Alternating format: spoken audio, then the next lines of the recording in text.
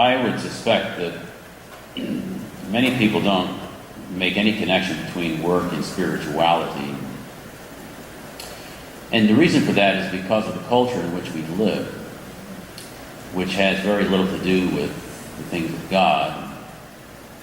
And besides which, work often seems to be so mundane, meaning so connected with this world that it hardly seems to have anything to do with the next or with the things of God. But when you think about it, even the Mass itself is made possible through the efforts of different people. The priest holds the host up offertory. He makes a reference to the fruit of the earth, the work of human hands. He's talking, of course, about those who made the bread, who are cloistered nuns. They have their monastery at St. Paul's Shrine on East 40th and Euclid in Cleveland. They're real people. They work every day. The fruit of the vine and work of human hands, of course, refers to those who labored to put together the contents of the chalice, which will be confected also into the blood of Jesus. And there are many other things besides. I mean, if you look around and see this wonderful structure, which was put together because of the efforts of so many people who made it a great project to ensure that there would be a fitting parish church here. It's very interesting that in St. Peter's Basilica, which some of you may have visited, it's the largest church in the world. It took 120 years to build. It was finished in 1626. But imagine working on a structure of this type, especially early on, realizing that one would never see the finished product. But all throughout Europe are these great monuments of faith, constructed by people, very common people, artisans, craftspeople, people who belong to the various guilds, put together these magnificent structures, which are today really unparalleled as far as modern day type structures. They may impress people, but they don't inspire people. So we can see that even in our own religion, our religious practice, that there's much to be said for diligence. When a person joins a monastery or a convent, or let's say the person is interested in the monastic life and simply wants to be a visitor for a while, to experience the day-to-day life of the monks or nuns, one of the first things that the superior will do is put the person to work, or at least to look at the day-to-day life, work-a-day life of the members of the community. In the development of Western civilization, the monks played a very important part in teaching people how to work, especially to work the land. And one of the there were many negatives that came out of the English Reformation when the Protestants confiscated all of the Catholic churches in England and so forth. The monasteries were dissolved and so forth, is that the monks were no longer present to the people, and the poor were not being helped, because the monks helped a large segment of society with their agricultural efforts. The food that we eat every day, at least the food that is grown, but even meat and so forth, is brought to our table through the agency of many people, beginning from the initial harvesting until the final product.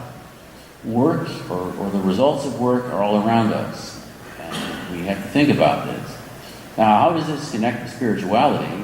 Well, one of the basic dimensions of human existence is work. This is clear even in the book of Genesis. The Lord formed man, male and female. He said, subdue the earth. In the other version of this creation, there are two separate stories or accounts written by different people with different ideas. It was simply stated that there was a garden that the Lord had planted, but there as yet had been no man to till the soil. In chapter 3 of Genesis, we are told that one of the results of original sin would be the toilsome nature of work. All of us experience this. Work can be very enervating, difficult, and sometimes even backbreaking. We are involved in this type of a work environment brought about, according to Genesis, because of the fall of man, sin. It used to be thought that work was a punishment for sin, but not the case, because even in the beginning there was work to be done. Man needed to till the soil. The priest, meaning the Jewish priest who wrote the earlier story of creation, or the one that appears first, chapter 1, gives us a picture of God in such that God is painted as a worker. God took 6 days to create the world, and then he rested. Well, I suppose one could quibble with this in the sense that God doesn't really work in our way of understanding. He doesn't get out of breath, he doesn't have to go back to bed, this type of thing. But in the sense that he is a worker because he produces things. He made the world. He continues to keep it in existence. Jesus said, "My Father is at work even now." And everything about us smacks in some way, shape, or form of the work of God. And man was created in the image of God, which means that we are to share in the Lord's creative capacities. That the Lord rested means not so much that he didn't do anything, because the Lord continues to work even on the seventh day, but it's for us to understand that we were not made for work. We're not cogs in a great machine. The government during the French Revolutionary times wanted to do away with Sunday, and it did for a while.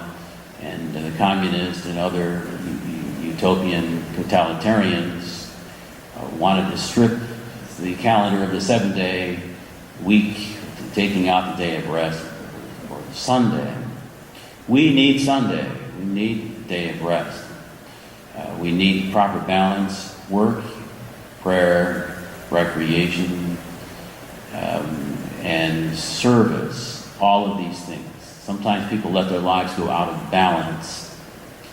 So we can learn much from the monks. We don't have perfect schedules.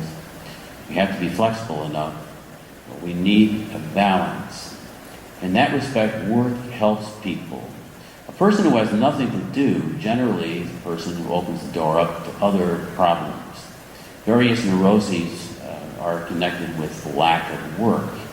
People whose minds are really not focused on any particular projects really suffer because of it. And it's not a punishment. It's simply an outcome of being idle. And there are people, of course, who are lazy. St. Paul had to deal with them. He said, "He who would not work should not eat." So it's important for us to understand the place of work, that it is necessary, that it is helpful to many people, that people need us to make a contribution, and that we are indebted to other people. St. Therese, who spent 9 years in the cloister, offered up the smallest things to God. It isn't necessarily what we do, sweeping the floor or whatever occupation we're engaged in, unless, of course, we're committing a sin or doing something criminal, as much as why we're doing it and how we're doing it. We should offer everything up to God. This is why it's important to punctuate the day with periods of prayer in order to renew our devotion to the Lord in every instance of daily living, including our work. That we can do the best that we need, that needs to be done in the work that we're doing, whether it be physical work, intellectual work, taking care of children, whatever it is, doing it for the Lord, and that much good will come out of our work. Finally, we can also use the reminder of Psalm 95, which those of you who pray the Liturgy of the Hours recognize the psalmist what begins the day, the official day of prayer every day, that ultimately we can hope to enter into the rest of God, eternal rest, from which our earthly labors will no longer be required of us. We will come to our fulfillment. In the meantime, we are pilgrims, we have work to do, we need to do the work, and give our efforts to the Lord.